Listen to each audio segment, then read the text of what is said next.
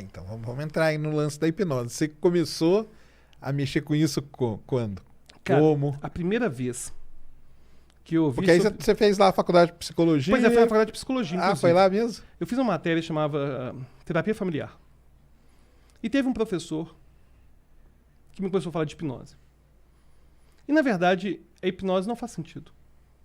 Quando você vê alguém hipnotizado, tendo um delírio, uma alucinação, e vê ela olha para a mão e vê algo que não existe, e vê, sei lá, um passarinho na mão e não existe nada lá, isso é um fenômeno muito intrigante, né? Aí eu comecei a ter contato com isso na faculdade. E aí depois eu comecei a fazer curso, pegar uns livros antigos sobre hipnose, e eu percebi que tem muita evidência científica para o uso da hipnose, tanto para controle de dor, e principalmente controle de dor, quanto para psicoterapia. E é uma área que, infelizmente, 99% de tudo que você vê é pseudociência. É, né? Aí é regressão de alienígena, Então, e aí, abdução. nós vamos falar disso aí. Mas aí que entra a primeira grande pergunta é aquela, né? A hipnose, ela é ciência ou não? Mais ou menos. Vamos lá. Existem evidências científicas dos benefícios da hipnose? Com certeza. Existem, por exemplo, muitas evidências de que 75% das pessoas, em média, foi uma meta-análise que foi feita há um certo tempo, conseguem diminuir a sensação de dor com hipnose. O que é uma coisa bem impressionante. Pessoas sentem dores crônicas e tudo mais. A gente tem evidência de que cognitivo-comportamental, que é uma linha de terapia da psicologia, quando associada com a hipnose, aumenta a chance de sucesso. A gente tem evidência disso. Mas falar que a hipnose por si só é ciência é complicado, dada a subjetividade do que é sentir-se hipnotizado e a subjetividade do processo propriamente dito. Então, é como se, por exemplo, eu posso ter evidências científicas de que a oração faz bem para a saúde. Mas eu poderia falar que a oração é ciência? Não. A hipnose tem muito na sua prática de criar algo sob medida para o outro e entender a relação do outro com o seu ambiente, como que aquele cérebro cria previsões, porque a gente brinca com previsões o tempo todo, né? A gente usar palavras que vão criar previsões no cérebro dessa pessoa e alterar essas previsões o tempo todo. Então, a gente sim tem muita evidência de que a hipnose ela ajuda na área da saúde. Inclusive, é interessante que a hipnose ela tem sido investigada já há bastante tempo. Mas foi justamente o surgimento de novos aparelhos. Por exemplo, tem um teste muito legal que chama efeito Stroop. Sabe como que é o Stroop Test? Stroop Test é o seguinte, você provavelmente já viu, mas não sabe o que chama isso. É um teste de psicologia que você coloca na tela palavras que são nome de cores.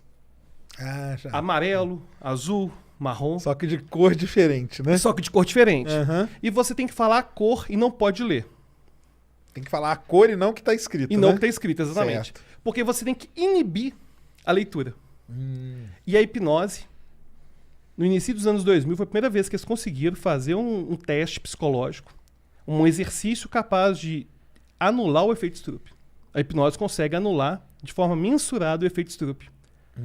E é interessante que, não sei se você sabe, o efeito Stroop já foi usado em espionagem. Ele era usado em espionagem. Por que eles faziam? Na Guerra Fria, tinha um cara que era russo.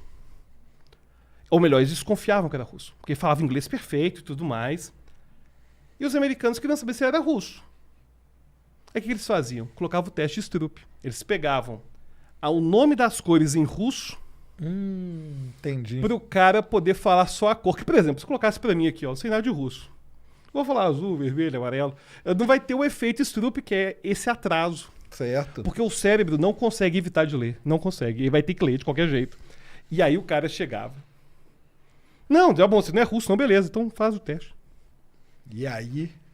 E aí, quando o cara era russo, e aquela era o primeiro idioma dele, acusava no teste psicológico no efeito Stroop. Caramba. E aí o cara se fudia, logicamente, né? E aí foi a primeira experiência que a gente teve de conseguir anular o efeito Stroop foi justamente com a hipnose. Qual a hipnose? Porque aí falava a pessoa o seguinte, você vai olhar e vai ver só um borrão. Ah, tá. Aí ela não lia. Aí ela não lia. E aí falava a cor. Aí falava só a cor e não tinha um atraso. Olha só. Aí, então esse teste de efeito Stroop foi um teste mais recente, Mas recentemente, quando você tem minha idade, Uhum. a nossa idade é muito próxima, 10 anos não é nada. 15 anos não é. 15 anos foi outro dia. É, com certeza. Então, foi um teste bem interessante, uma experiência bem interessante acerca das possibilidades da hipnose. Entendi. E você acha que é por isso, por ela estar nesse, vamos dizer assim, num limbo aí de ser ciência ou não, que o pessoal aproveita? Cara, na Pra verdade, levar o pra- problema é outro. Tem a ver com primeiro, origem da hipnose. Certo. Como que a hipnose surge? Inclusive tem a ver com o surgimento do método científico, Uhum. que foi com Mesmer. Mesmer era um médico que estava fazendo curas por imposição de mãos. E aí, ele estava fazendo o maior sucesso em Paris. Até que Luís XVI, que já estava já com os seus problemas, com a Revolução Francesa cutucando nas costas dele, começou a ser pressionado para falar se Mesmer era um charlatão ou não. E aí ele foi criar um método para testar o trabalho de Mesmer. O interessante foi o seguinte: quem que foi chamado para testar Mesmer? Pegaram os caras mais fodas da época. Lavoisier, Guillotine, que foi o médico que criou a guilhotina, Uhum. Benjamin Franklin, que foi o organizador, era embaixador dos Estados Unidos em Paris. E aí o Lavoisier falou assim, vamos criar um método de investigação que foi criado para isso, chamado cego. Aí falava o seguinte, Mesmer não aceitou participar da pesquisa. Foi um aluno dele, Deslon.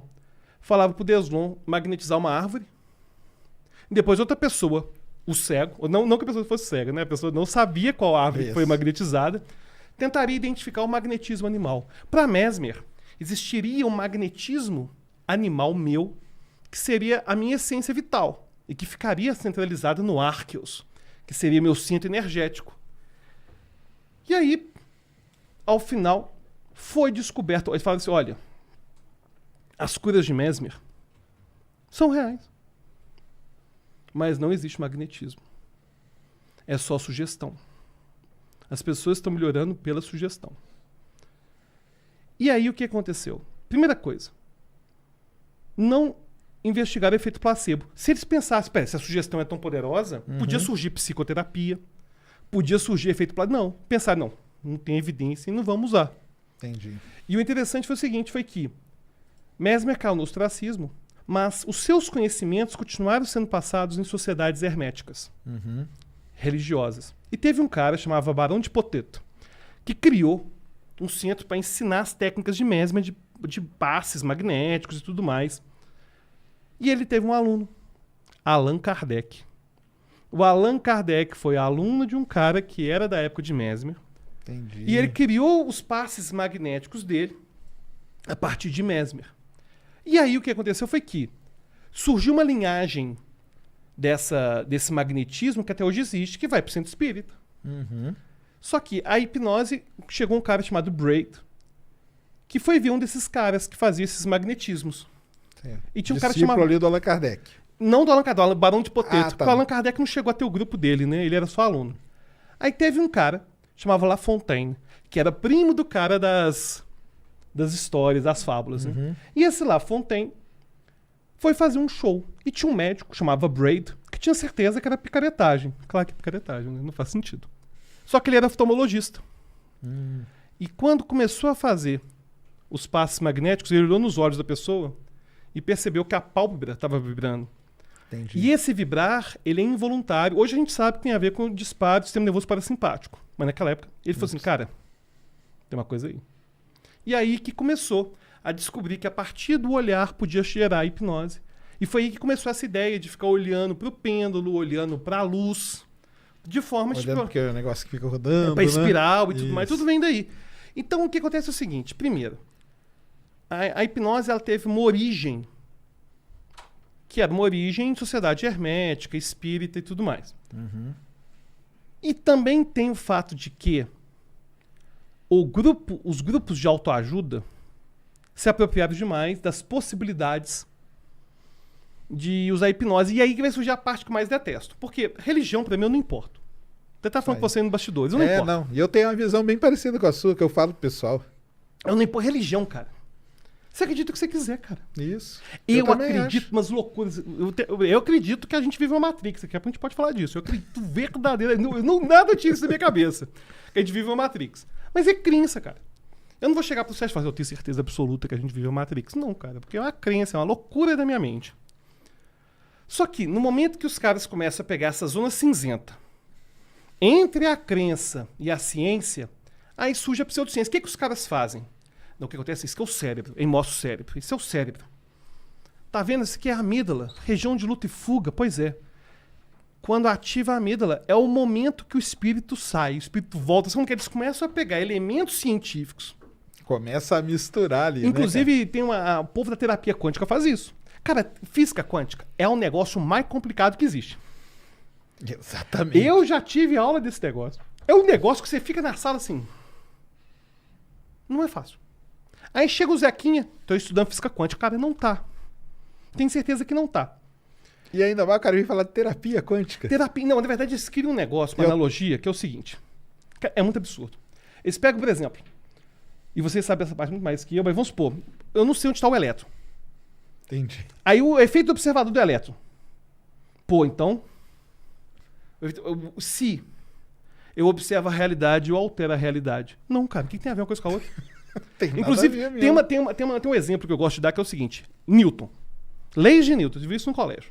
Lei da ação e reação. Uhum. Me perguntaram assim, Alberto, você acredita na lei da ação e reação? Claro que sim.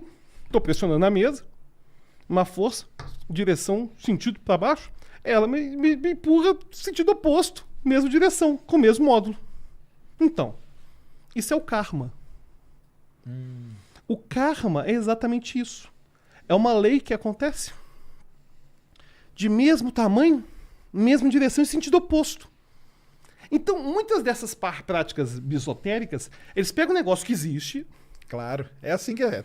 Normalmente é assim que E eles o fazem. pior, cara, é que o leigo engole. É, mas é porque aí eles colocam uns nomes difíceis. Não, pelo amor de Deus. E inventam pessoas, né, cara? E inventam, tipo...